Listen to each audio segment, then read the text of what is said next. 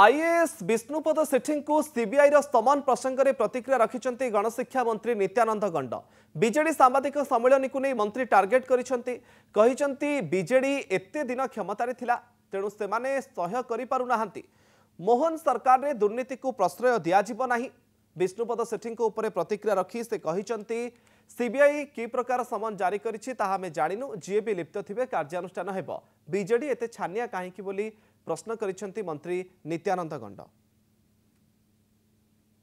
एबे सीबीआई तांको सम्मान करिछि सेतिरे केते सत्यता अछि केते कोन अछि सेटा सीबीआई को इनक्वारी हला परे सेटा जणा पड़बो। आमे से ऊपर कमेंट देबा पई चाहू ना जदि जेई भी होवंता ना काहे के जदि के जदि ए सब जदि करि थांती किछि व्यतिक्रम जदि हिता ता पई आईन अछि आईन अनुसार कार्यानुष्ठान।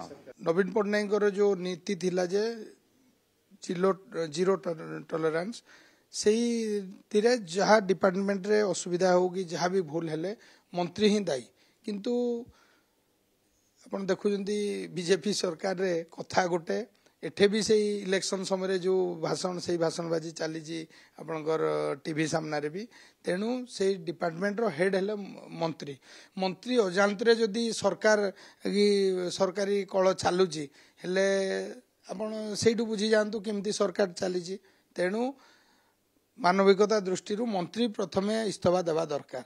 आटे तो सीबीआई रो भी कार्यकलाप को संदेह करा जाई पारे कारण यदि समन होउजी सेक्रेटरी को समन होउजी ऑफिसर मान को तो मंत्री को कौन समन होने मंत्री को कौन नोटिस होने मंत्री को कौन इनक्वारी को परिसरभुक्त हेबे नहीं।